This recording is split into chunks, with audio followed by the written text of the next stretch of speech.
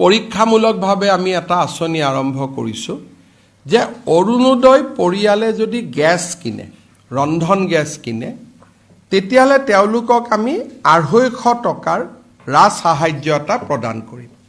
অৰ্থাৎ অৰুণোদয় পৰিয়ালটোৰ যিকোনো এজন সদস্যই যদি এটা ৰন্ধন গেছ ক্ৰয় কৰে, লগে লগে IOC আমাক জনাই দিব যে অমুক পৰিয়ালটোৱে আজি এটা গেছ কিনিলে, লগে লগে তেওঁৰ একাউণ্টত আৰু 250 টকা জমা হৈ যাব।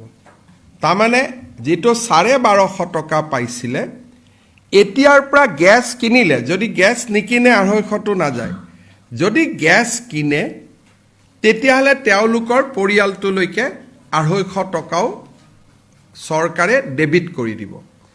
এই চিঠিখনৰ লগত আমি গেছৰ কথাখিনি লিখিবৰ কাৰণে লগত এখন ফৰ্ম পঠিয়াম। চিঠিখন যেতিয়া গাঁৱত তেওঁলোকে লৈ যাব, চিঠিখনো দিব, লগতে ক'ব যে আৰু এটা আঁচনি আপোনালোকৰ কাৰণে আহিছে, ডিটেইলছটো দিয়ক। আমাক কি ডিটেইলছ লাগিব?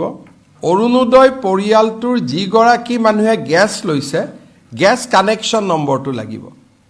তেতিয়াহে IOCৰ লগত আমি টাই আপ কৰিব পাৰিম। যদি গেছ নম্বৰ নাথাকে, IOC আমাক সহায় কৰিব নোৱাৰে।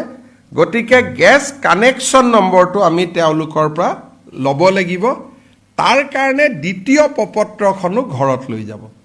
অৰুণোদয় পোৱা ভাল খবৰটো দিব, লগত আৰু এটা খবৰ দিব যে নতুন এটা আঁচনিও চৰকাৰে আৰম্ভ কৰিছে। এই আঁচনিখন আমি জানুৱাৰী, ফেব্ৰুৱাৰী, মাৰ্চ, এপ্ৰিল আমি 4 মাহ কৰি চাম।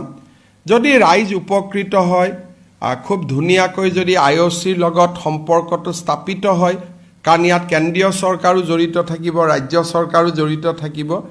যদি আঁচনিটো